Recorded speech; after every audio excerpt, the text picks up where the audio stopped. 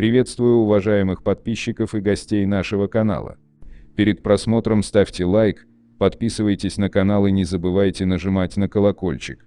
В Красноярском крае присяжные вынесли оправдательный вердикт Константину Найбауэру, Костя Канский, который обвинялся в занятии высшего положения в криминальной иерархии. В деле указывается, что еще в 1997 году Константин Найбауэр получил титул вора в законе, за который ему грозил 15-летний срок. Однако все присяжные, участвовавшие в деле, посчитали недоказанным наличие у него такого статуса. Представители защиты заявили, что Константин Найбауэр не собирается добиваться реабилитации и возмещения ущерба. Коллегия присяжных Красноярского краевого суда вынесла оправдательный вердикт 56-летнему Константину Найбауэру, которого полиция причисляет к авторитетам преступного мира.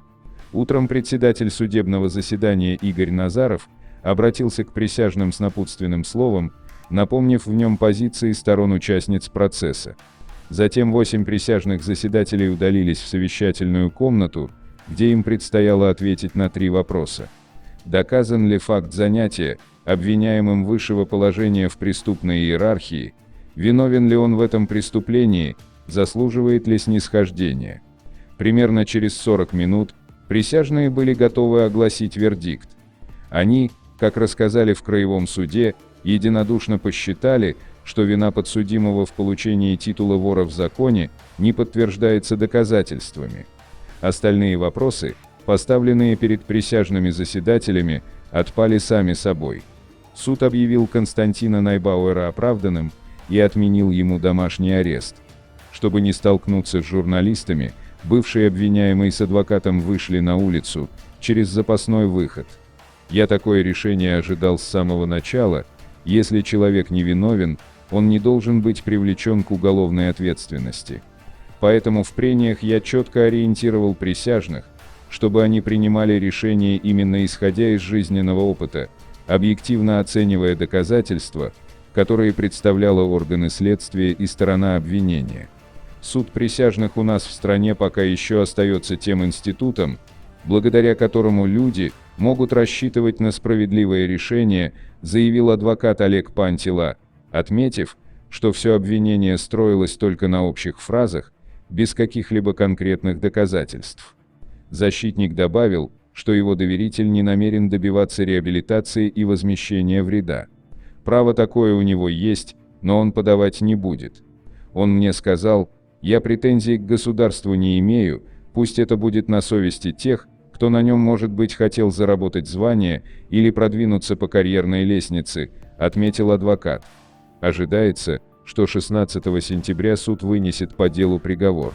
После его изучения прокуратурой будет принято решение о его обжаловании, сообщили в надзорном ведомстве. Константин Найбауэр, более известный как Костя Канский, был задержан в октябре 2019 года в ходе совместной операции полиции и Росгвардии. Следователи регионального главка МВД предъявили ему обвинение в занятии высшего положения в преступной иерархии, которое грозило ему 15-летним тюремным сроком. По версии следствия, Константин Найбауэр получил такой статус в 1997 году в 32-летнем возрасте, а сфера его влияния распространялась не только на Красноярский край, но и на другие сибирские регионы, в частности Республику Тыва. Лица уголовно-преступной среды, имеющие более низкий криминальный статус, согласно существующим негласным нормам и правилам, обязаны были подчиняться его воле, указаниям и распоряжениям, говорится в материалах следствия. Впервые громко заговорили о Константине Найбауэре в октябре 2004 года. Тогда на день рождения Канского, который он праздновал в красноярском кафе «Лидия», как сообщали, съехалось около 70 криминальных авторитетов из Москвы, Хабаровского края, Иркутска и Прибалтики, среди которых Валера Тарарай, Андрон, Удав, Слава Цыган, Паша Длинный, Сурик, Акуша, Боня и Дюла. Милиционеры взорвали в кафе светошумовую гранату и уложили на пол не только гостей именинника, но и случайных посетителей. В последующем руководство Главное управление внутренних дел Красноярского края принесло последним официальные извинения. Отметим, что в августе Томский облсуд на основании вердикта присяжных оправдал 45-летнего Николая Кузьмичева, которого следствие также причисляло к лидерам преступного мира.